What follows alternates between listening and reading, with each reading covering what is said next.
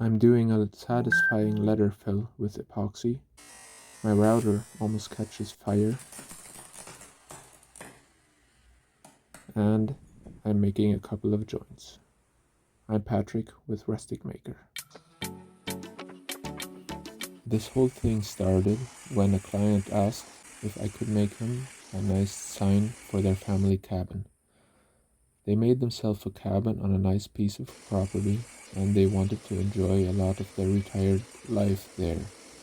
But they also wanted the kids and the grandkids to feel welcome there.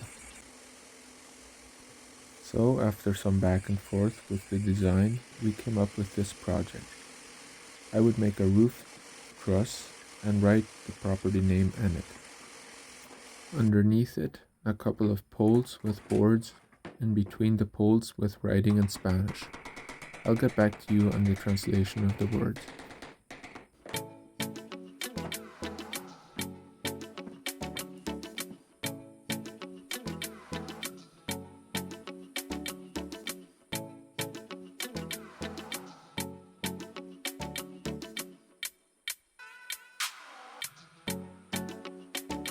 So after some joints and after I got the shape I was looking for, I dry fit the truss.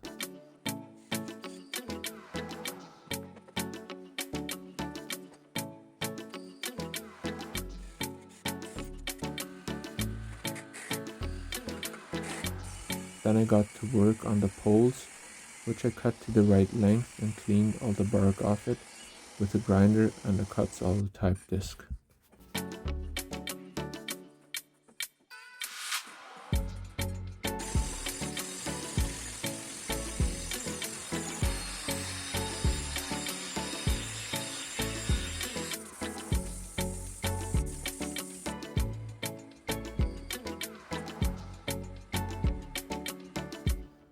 Then I selected the boards and cut them roughly to size.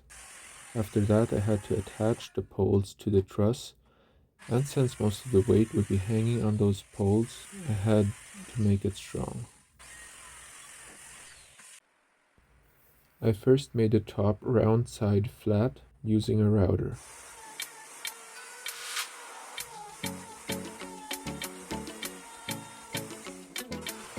And, like oftentimes, I was in too much of a hurry. I didn't check my router bit, which came loose and cut too deep. Luckily, this isn't a part that is going to be seen later, so I glued a strip of wood and rounded that flat.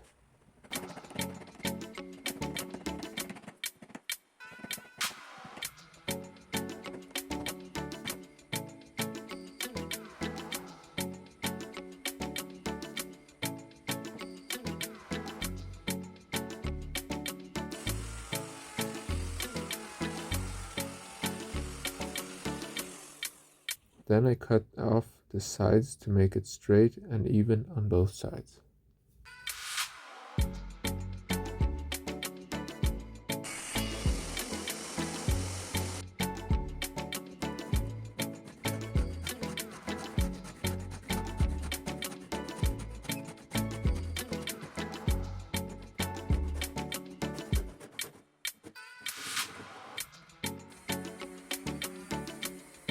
In between the work on the poles, I cleaned up the sides of the boards to get them ready for the final fit.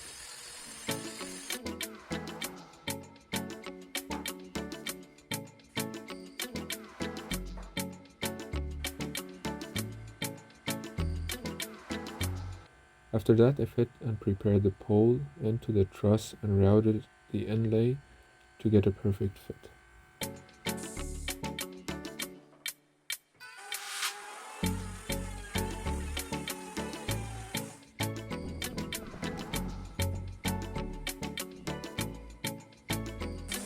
I then sanded and rounded the corners of the truss before glue up. Now I will say I don't always have the right safety gear on, but on this day I was glad that I had my goggles on since the router cable decided to make a shortcut. Right above the handle where the cable bends, it short-circuited and sent sparks flying into my face. I was okay except the smell of burnt beard lingering in the air.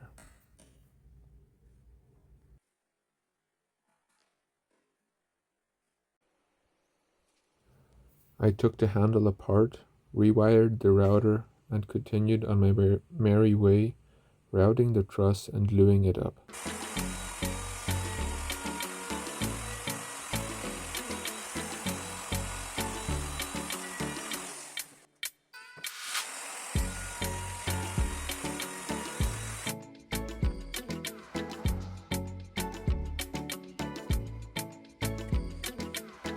Since I wanted to put writing on the boards, I filled the cracks with epoxy and sanding dust, which I sanded once it dried.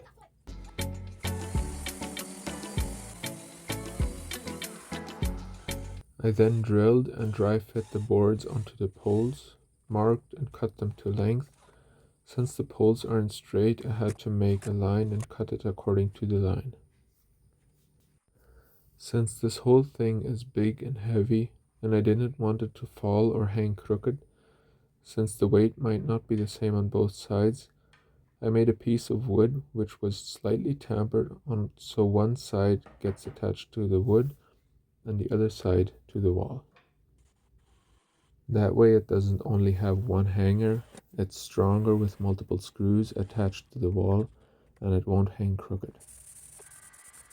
Then I brought the pieces to a carpentry shop with a CNC, which cut out the words. I sprayed it with lacquer before filling the letters with epoxy, minimizing bubbles. Plus the epoxy tends to turn yellowish if I spray the lacquer on top of the white pigmented epoxy resin. This was definitely the most satisfying part, filling the letters with epoxy.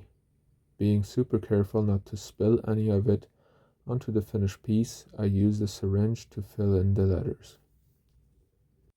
Now you might be interested in what the lettering actually says. For the ones speaking Spanish, this won't be a problem. For the rest, I will translate. In the truss, it says the name of the place, Retiro Adagio.